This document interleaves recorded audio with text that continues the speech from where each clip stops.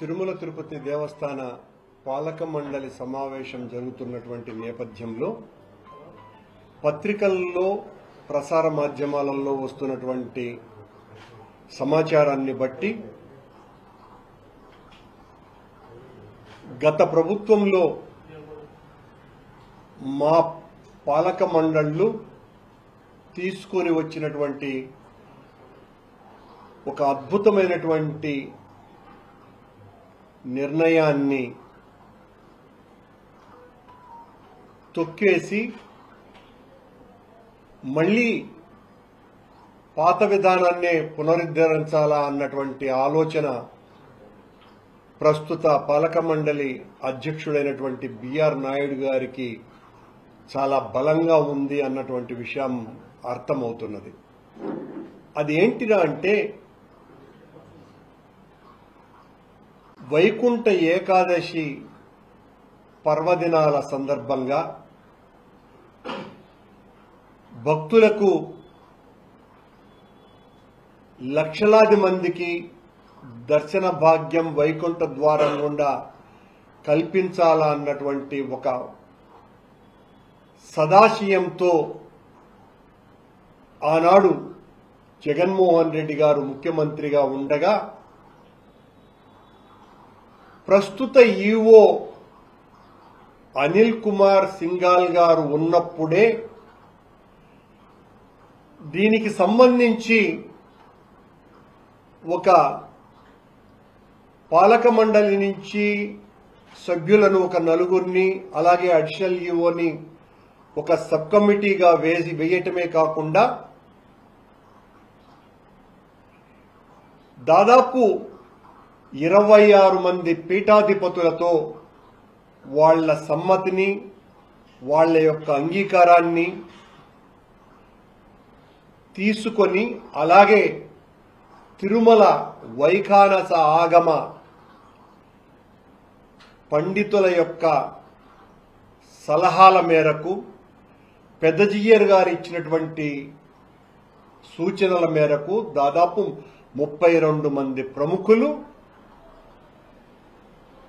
వైకుంఠ ద్వార దర్శనం 10 రోజుల పాటు ఉంటే చాలా మంచిదని, అది ఆగమయుక్తమన్నది అని, దివ్య దేశాలలో రెండవదిగా పేర్గాంచిన శ్రీరంగం తర్వాత తిరుమలలో ఈ సాంప్రదాయం పూర్వకాలాన ఉండినదని, కాలక్రమంలో అది వైకుంఠ ఏకాదశికే పరిమితమైతే ఆ తర్వాత ద్వాదశి రోజున కూడా వైకుంఠ ద్వారాలు తెరిచేటువంటి పరిస్థితి వచ్చినది అంటూ ఈ ఆలోచన 10 రోజుల పాటు వైకుంఠ ద్వారాలు తెరిచేటువంటి ఆలోచన అత్యంత శ్రేయస్కరమే కాకుండా సామాన్య భక్తులకు 10 రోజుల పాటు స్వామివారి యొక్క వైకుంఠ ద్వార దర్శనం లభించటం, ఆ కార్యక్రమాన్ని చేయటం ఎంతో మంచి నిర్ణయమునని తీసుకొని 2020వ సంవత్సరంలో జగన్మోహన్ రెడ్డి గారు ముఖ్యమంత్రిగా ఉండగా ఈ కార్యక్రమాన్ని మేము ప్రారంభించటం జరిగింది. అందులో ప్రధానమైనటువంటి భూమిక పోషించినటువంటి వ్యక్తుల్లో అత్యంత ప్రముఖుడు, ప్రస్తుతం కూడా పాలక మండలి సభ్యుడిగా కొనసాగుతున్నారు, ఆయన కృష్ణమూర్తి వైద్యనాథన్. ఆ సబ్ కమిటీలో ఆయన సభ్యుడే కాకుండా కీలక పాత్ర పోషించినటువంటి వ్యక్తి. వారు కమిటీ సభ్యులుగా ఉన్న రోజులలో దాదాపు 26 మందికి పైగా పీఠాధిపతులు, అందులో ప్రముఖులైనటువంటి వాళ్లు శృంగేరి పీఠం, అహోబల మఠం, పరకాల మఠం, ఆండవాన్ ఆశ్రమం, రాఘవేంద్ర స్వామి మఠం, ఆండవాన్ ఆశ్రమం శ్రీరంగం, శంకరాచార్య మఠం కంచీపురం, వానమలై మఠం నంగునేరి తమిళనాడులోను, త్రిదండి చిన్న శ్రీవన్నారాయణ రామానుజ జీయర్ గారు, ఉత్తరాది మఠం, వ్యాసరాజ మఠం, ఇలా అత్యంత ప్రముఖులైనటువంటి అహోబిల మఠం, శ్రీపాదరాజ మఠం, పెజావర మఠం, ఇలాంటి మఠాధిపతులు పీఠాధిపతులు ఎంతో మంది తమ అమూల్యమైనటువంటి అంగీకారాన్ని ఇచ్చిన తరువాత అదేదో మా సొంత నిర్ణయం కాదని తిరుమల వైఖానస ఆగమ సలహా మండలి మేరకు సూచనల మేరకు వాళ్ళిచ్చినటువంటి నిర్ణయం మేరకు ఆ ఆలోచన చేయటం జరిగింది. ఆ ఆలోచన ప్రస్తుత పాలక మండలికి అదేదో ద్రావిడ సాంప్రదాయము అనేటువంటి ఆలోచన అని కూడా కొన్ని పత్రికల్లో వచ్చింది. ఏది ద్రావిడ సాంప్రదాయాన్ని ఎందుకు కొనసాగించాలా అన్నటువంటి ఆలోచన. అసలు ద్రావిడ సాంప్రదాయం అంటే ఏంటి? తిరుమలలో ద్రావిడ సాంప్రదాయం నాలాయిర ప్రబంధం అంటే 18 మంది 12 మంది ఆళ్వారులు వాళ్ళు స్వామివారిని ఎనలేని రీతిలో కీర్తించినటువంటి ఆ కీర్తనలే నాలాయిర దివ్య ప్రబంధంగా తమిళ వేదంగా భాషిల్లుతున్నది. అది ఉత్సవ సమయాలలో మరీ ముఖ్యంగా బ్రహ్మోత్సవాల సమయాలలో పెద్దజీయర్ మఠం వాళ్ల ఆచానుసారం నిరంతరము కొనసాగేటువంటి ప్రక్రియ మన గుడిలో. అలాగే శ్రీకృష్ణ జన్మాష్టమి ఆ రోజులలో వెంకటేశ్వర స్వామికి సంబంధించి ఆండాళ్వారు రచించినటువంటి ప్రబంధ పఠనమే నెల రోజుల పాటు నిరంతరం కొనసాగుతుంది. ఆ నెల రోజుల పాటు స్వామివారికి సుప్రభాత సేవ కూడా ఉండకుండా ఉంటుంది. ఇది వేల సంవత్సరాలుగా జరుగుతున్నటువంటి ఆచారం. కనుక ద్రావిడ సాంప్రదాయాన్ని మన ఆలయంలో కొనసాగించాల్సినటువంటి అవసరం లేదు అనేటువంటి ఒక వితండ వాదనని ఈ బిఆర్ నాయుడు గారు తీసుకురావటం అన్నది తీవ్ర ఆక్షేపణ కలిగించేటువంటి విషయం. శ్రీరంగంతో మొదలుకొని పరమపదం వరకు వైష్ణవులందరూ కూడా భక్తితో పూజించేటువంటి దివ్య దేశాలలో వెంకటేశ్వర స్వామి ఆలయం రెండవది అన్నటువంటి విషయాన్ని తెలుపుతూ స్వామివారికి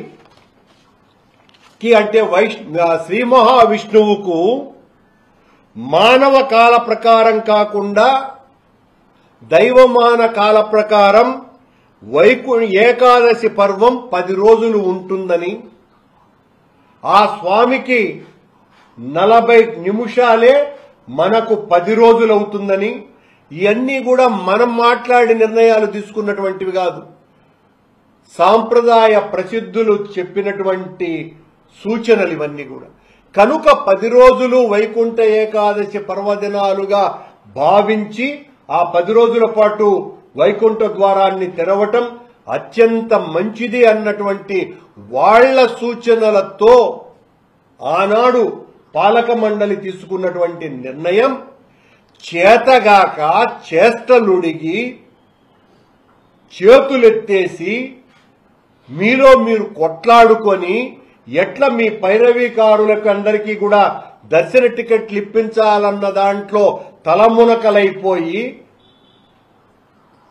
పోయిన సంవత్సరం జరిగినటువంటి వైకుంఠ ఏకాదశి పర్వదినాన ఈ బిఆర్ నాయుడు గారి ఆధ్వర్యంలో తిరుపతిలో జరిగినటువంటి తొక్కిసలాటలో 6 మంది భక్తులు చనిపోవటము, 60 మంది గాయాలవ్వటము మీ అడ్మినిస్ట్రేటివ్ లోపం. అది సాంప్రదాయాలకు తూట్లు పడవటం కాదు. మీ అడ్మినిస్ట్రేటివ్ లోపాన్ని ఈ రోజున సాంప్రదాయాన్ని ధ్వంసం చేయటానికి, ఈ సాంప్రదాయం ఏదో కొత్తగా మనకు వచ్చింది కూడా కాదు. పూర్వకాలాన వెంకటేశ్వర స్వామి క్షేత్రంలో కూడా 10 రోజుల పాటు వైకుంఠ దర్శనాలు ఉండినవి అన్నటువంటి విషయాలు కూడా తెలుస్తున్నది. అలాగే స్వామివారికి ఒకప్పుడు 10 సార్లు 12 సార్లు కూడా బ్రహ్మోత్సవాలు జరిగినాయి. అనేక కాలానుగుణ మార్పులు జరుగుతూ వచ్చినాయి. స్వామివారికి వైకుంఠ బ్రహ్మోత్సవాల సమయంలో గరుడ సేవ రోజున విపరీతమైనటువంటి రద్దీ కారణంగా తొక్కిసలాటల్ని తగ్గించటం కోసమని ఆనాడు రాజశేఖర రెడ్డి గారు ముఖ్యమంత్రిగా ఉండగా నేను పాలక మండలి అధ్యక్షునిగా పున్నమి గౌరవ సేవను ప్రవేశపెట్టడం జరిగింది. ఈరోజు మీరు దాన్ని ఆపగలరా? అలాగే వెంకటేశ్వర స్వామికి అనునిత్యము ఇచ్చేటువంటి పుష్కరిణి హారతిని మీరు మాన్పగలరా? అలాగే ఒకప్పుడు పుష్పాలంకరణ సేవ అన్నటువంటిది గతంలో ఉండింది, ఆ తర్వాత లేదు. కొత్తగా ఆ తర్వాత పివి.ఆర్కే ప్రసాద్ గారు వచ్చిన తర్వాతనే అష్టదళ పద అర్చన అలాగే పుష్పాలంకరణ సేవ రెండు ఆ తర్వాత పునరుజ్జీవన గావింపబడ్డాయి. ఎవరైనా కూడా మంచి కార్యక్రమాలను మరింత పటిష్టమైనటువంటి ఆలోచనలతో కార్యదీక్షతో సమర్థవంతంగా నిర్వహించాలని ప్రయత్నం చేస్తారే తప్ప వైసీపీ ప్రభుత్వం తీసుకొని వచ్చింది అని 10 లక్షల మందికి ఇచ్చేటువంటి సామాన్య భక్తుల దర్శనాన్ని ఇనుప పాదాలతో నొక్కివేయటానికి ఈ రోజున మళ్ళా మేము ఆగమ శాస్త్ర పండితుల చేత అభిప్రాయాన్ని తీసుకుంటున్నామని ఆనాడున్నటువంటి ఆగమ శాస్త్ర పండితులు, ఈనాడున్నటువంటి వైఖానస ఆగమ పండితులు వీళ్ళేమన్నా YCP party, Telugu Desam party, Janasena పార్టీల్లోకి అనుబంధంగా ఉంటారా? వాళ్ళు అత్యంత నిష్ఠాగరిష్ఠులైనటువంటి మహాత్ములు. వాళ్ళ అభిప్రాయాలు ఎప్పటికీ కూడా మారవు. 10 రోజుల క్రితం పద్మావతి గెస్ట్ హౌస్ లో జరిగినటువంటి ఆగమ సలహా మండలి సమావేశంలో కూడా వాళ్ళ అభిప్రాయం మీ ఒత్తిడి తట్టుకోలేక 2 రోజులైనా బాగుంటుంది, 10 రోజులైనా బాగుంటుంది అన్నటువంటి సూచన వాళ్ళు చేసినట్టుగా నా దృష్టికి వచ్చింది. అంటే మీరు బలవంతంతో ఈ 2 రోజులుగా కుదించేయాలా అన్నటువంటి ఈ కుటిల ప్రయత్నాన్ని మానుకోమని బిఆర్ నాయుడు గారికి నేను సెలవిస్తున్నా. మేమేదైనా మంచి చెబితే దాని మీద వెంటనే మా మీద దాడి చేయటమే తప్ప ఈరోజు రేపు నేను ఈ పత్రికా సమావేశం ఏర్పాటు చేసిన వెంటనే మీరేదైనా మాట్లాడవచ్చుగాక, కానీ 2 రోజులకే కుదించాల్సినటువంటి అవసరాన్ని మీరు ఏమాత్రము కూడా సమర్థించుకోజాలరు. దానివలన ఆ 3 సంవత్సరాలు మేము 20వ సంవత్సరము 22, 23 సంవత్సరం అత్యద్భుతంగా నిర్వహించడం జరిగింది. ఎక్కడా చిన్న తోపులాట లేదు. అలాగే స్థానికులకు కూడా పెద్ద ఎత్తున దర్శనం కూడా లభించింది. ఇప్పుడేదో స్థానికులకు దర్శనము ఏర్పాటు ఏదో ఓట్ల రాజకీయంగా అనేటువంటి మాటలు కూడా మాట్లాడుతున్నారు బిఆర్ నాయుడు గారు. అంటే స్థానికులు భక్తులు కాదా? వాళ్ళు ఏమన్నా దైవద్రోహులా? వైకుంఠ పర్వదినాన ఆ 10 రోజులలో ఒక రోజు వాళ్ళు దర్శనం చేసుకోకూడదా? అంటే వీళ్ల మీద ఇంత మీకు కోపమా? మీరు ఏం చెప్పదలుచుకుంటున్నారు, ఏమి చేయదలుచుకుంటున్నారు? వైకుంఠ ఏకాదశిని ఆనాడు 26 మంది పీఠాధిపతులు, అదనంగా వైఖానస ఆగమ పండితులు, పెద్ద జీయర్ స్వామి లాంటి గొప్పవారు వీళ్ళందరూ తీర్మానించి ఇచ్చినటువంటి ఆ సలహాలను పాటించకపోవటము అంటే దైవద్రోహం చేసినట్టే, దేవుడికి అపచారం చేసినట్టే, భక్తుల మనోవిశ్వాసాలను కాలరాసినట్టే. 4 సంవత్సరాలు నడిచింది కదా, ఈ రోజున ఆ నిర్ణయం ఏ రకంగా తప్పు అని మీరు అనుకుంటారు?